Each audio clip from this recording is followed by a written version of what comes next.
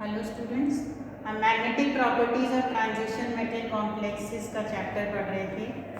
आज ही इसका 5th video है। इसमें आज हम पढ़ेंगे मल्टीप्लेट स्टेट्स और टर्म्स। हमने ये पढ़ा था कि हर एक एन वैल्यू के लिए बहुत सारी मल्टीप्लेट होती हैं एनर्जी स्टेट।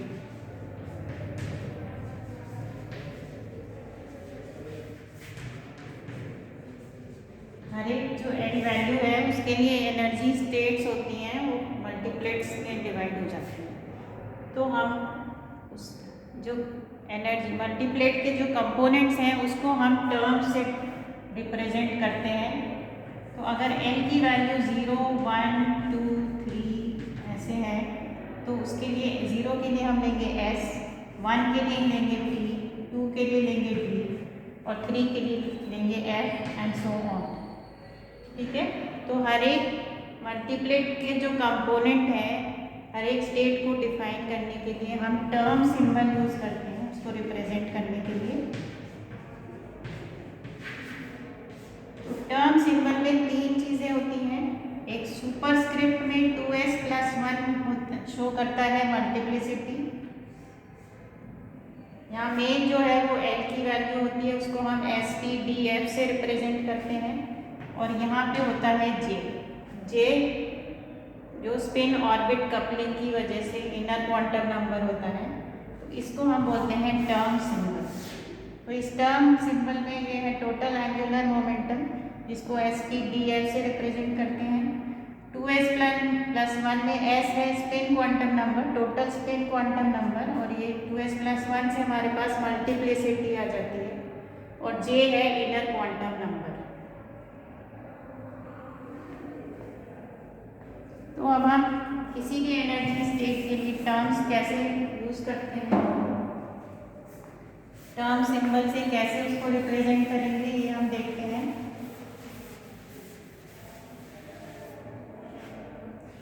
किसी भी एल की वैल्यू के लिए लोएस्ट एनर्जी टर्म, अगर हमको किसी के लिए भी किसी भी कॉन्फ़िगरेशन के लिए लोएस्ट एनर्जी टर्म निकालना है तो क्या होगा,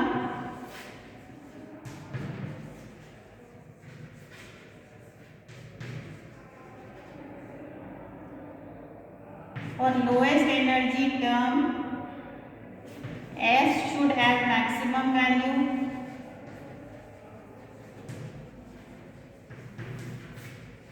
S की वैल्यू सबसे मैक्सिमम होनी चाहिए, जो पॉलीज प्रिंसिपल से हम निकाल सकते हैं।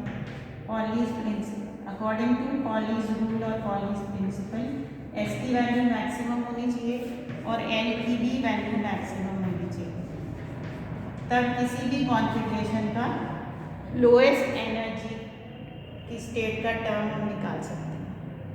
तो S की वैल्यू मैक्सिमम होनी चाहिए, L की मैक्सिमम होनी चाहिए, और J की वैल्यू होती है L+S2 L-S। तो इस तरह से हम ये 3 निकालते हैं। तो लोएस्ट एनर्जी टर्म, अगर हम एग्जांपल लें D2 कॉन्फ़िगरेशन का,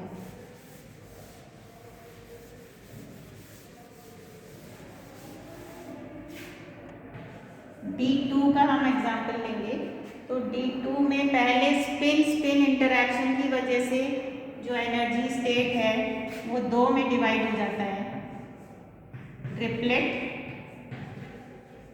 और सिंगलेट। ये कैसे होता है, S की वैल्यू टोटल S, अगर 2 इलेक्ट्रॉन हैं, दोनों का कॉन्फ़िगरेशन, दोनों के S की वैल्यू +12 है, तो S1 हो गया, तो मल्टीप्लिसिटी हो गई 2s+1 3 हो गई अगर S1 है। और अगर एक का +12 है, एक का -12 है, तो मल्टीप्लिसिटी हो गई 2 × 0 +1 1। तो ये है सिंगलेट स्टेट और ये है ट्रिपलेट स्टेट। तो टर्म सिंबल में जो हमने 2s+1 किया था वो मल्टीप्लिसिटी को शो करता है। अगर 2s+1 की वैल्यू 1 है तो सिंगलेट स्टेट हो गई, 2s+1 की वैल्यू 3 है तो मल्टीप्लिसिटी 3 हो गई, तो ये ट्रिपलेट स्टेट है। अब ये तो स्पिन इंटरैक्शन की वजह से हुआ, इसी तरह ऑर्बिटल इंटरैक्शन या ऑर्बिटल कपलिंग की वजह से ये 2 स्टेट्स फर्दर स्प्लिट होती हैं। वो कैसे होती हैं? D2 कॉन्फ़िगरेशन में अगर हम इसको लिखें इस तरह से, दोनों इलेक्ट्रॉन अलग अलग शेल में ऑर्बिटल में हैं, तो इसकी वैल्यू हो गई +2 +1 0 -1 -2। एल की वैल्यू इसमें इस तरह से होती है। तो टोटल एल जो यहाँ पे हो गया 2 + 1 3। यही इसमें D2 कॉन्फ़िगरेशन के लिए एल की मैक्सिमम वैल्यू ये है, इसलिए ये लोएस्ट एनर्जी टर्म को बताया। तो एल की वैल्यू 3 हो गई। अगर हम ट्रिपलेट स्टेट को पहले लें, क्योंकि ट्रिपलेट स्टेट में एस मैक्सिमम किस में होगा? एस की वैल्यू मैक्सिमम चाहिए हमको लोएस्ट के लिए, और एल की भी मैक्सिमम चाहिए। तो एल 3 हो गया और एस 1 हो गया। तो मल्टीप्लिसिटी क्या हो गई? 2s + 1 3 हो गया। तो टर्म सिंबल में सुपरस्क्रिप्ट 3 हो गया। एल की वैल्यू 3 है, 0 0 1 2 3। तो इसके लिए एस पी डी एफ, तो 3 के लिए हम एफ यूज करते हैं, तो यहाँ एफ आ गया। अब जे की वैल्यू क्या होगी? L + s2 L - s। L + s क्या हो गया? 3 + 1 4 4 2 3 - 1 2। तो 3f की वैल्यू हमारे पास 3 हो गई, 4 3। तो ऑर्बिटल कपलिंग की वजह से आपके पास ये 3 टर्म्स आ जाएंगे, 3f4 3f3 और 3f2। तो स्पिन स्प्लिटिंग से जो ट्रिपलेट और सिंगलेट स्टेट बनी थी वो फर्दर डिवाइड होगी, इस तरह की 3f वाली स्टेट्स आ जाएंगी, और वो जे की वजह से फर्दर स्पिन ऑर्बिट की वजह से 3 में और स्प्लिट हो जाएगी। ठीक है, तो इस तरह का हम डिफरेंट एनर्जी स्टेट्स को स्प्लिट करते हुए डायग्राम से हम शो कर सकते हैं। ये D2 कॉन्फ़िगरेशन की एनर्जी स्टेट है। इसमें पहले सिंगलेट, ये ट्रिपलेट और सिंगलेट, ये किसकी वजह से हुआ? Spin spin interaction.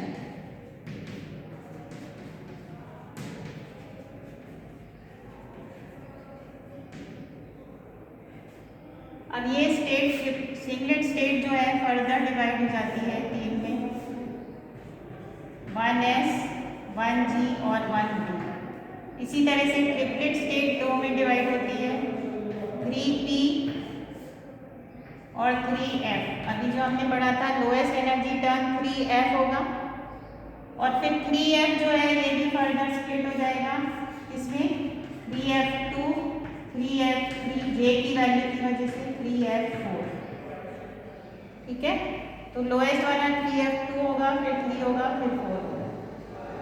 तो ये जो स्प्लिटिंग है ये ऑर्बिटल इंटरैक्शन से हुई है, ऑर्बिटल कपलिंग की वजह से, और ये जो फर्दर स्प्लिटिंग हुई है ये जे की वैल्यू से हुई है। तो ये कौन सा इंटरैक्शन है? स्पिन ऑर्बिट कपलिंग से। ठीक है, अब इसमें हम 3p कैसे आएगा?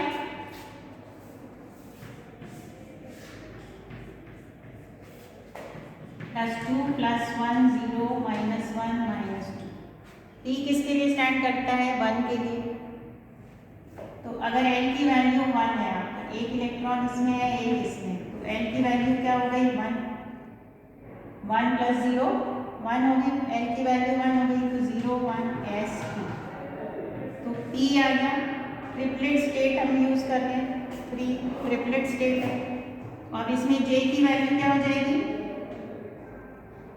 l 1 है, s 1 है, तो l + s क्या हो गया? 2 से l - s 2 - 1 - 1 0 हो गया, 2। तो 3p2 3p1 3p0। तो इस तरह से ट्रिपलेट स्टेट फर्दर डिवाइड हो जाएगी, 3p0 3p1 3p। ठीक है, इस तरह से 3p आए। अब ये सिंगलेट वाले टर्म्स कैसे आएंगे?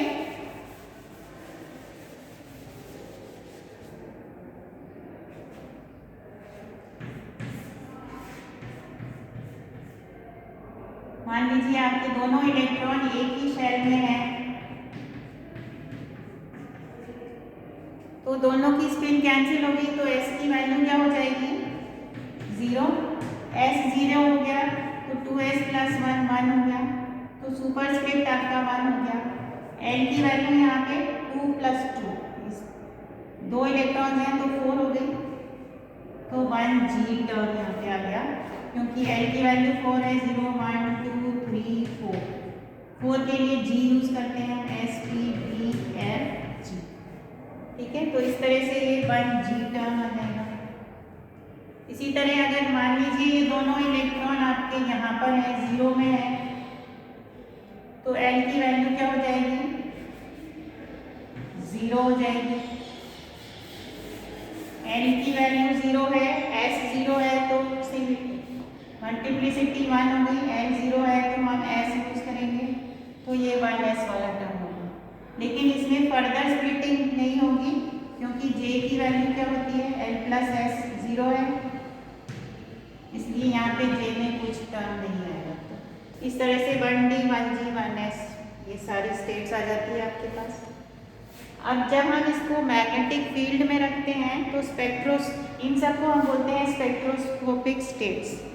जब मैग्नेटिक फील्ड लगा देते हैं हम तो स्पेक्ट्रोस्कोपिक स्टेट्स और भी फर्दर डिवाइड हो जाती हैं, इसमें into 2j plus 1 values.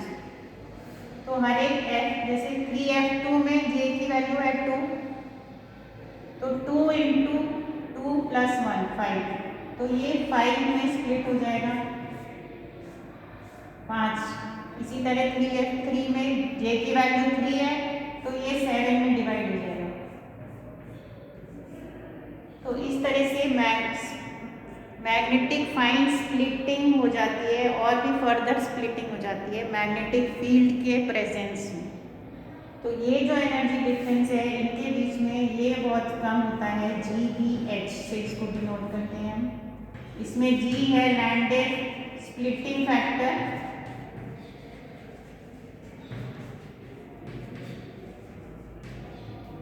B है बोर मैग्नेटॉन,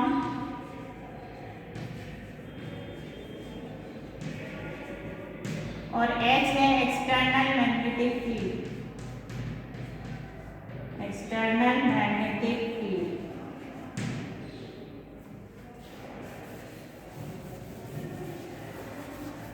तो अगर H मैग्नेटिक फील्ड हम 10,000 गॉस का लेते हैं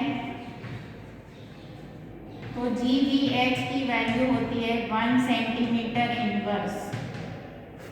तो इसके लिए जो एनर्जी डिफरेंस इन दोनों के दो स्टेट्स के बीच में होता है वो कितना होता है 0.012 किलो जूल पर मोल,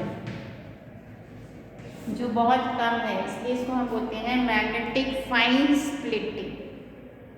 ठीक है, तो इस तरह से हमने देखा कि डिफरेंट एनर्जी स्टेट्स में एक एनर्जी स्टेट जो है वो स्पिन स्पिन इंटरैक्शन से 2 में डिवाइड होती है, फिर ऑर्बिटल कपलिंग से उसमें फर्दर स्प्लिटिंग होती है, और स्पिन ऑर्बिट कपलिंग से और भी स्प्लिटिंग होती है, और मैग्नेटिक फील्ड के प्रेजेंस में इसमें मैग्नेटिक फाइन स्पेक्ट्रा आ जाता है।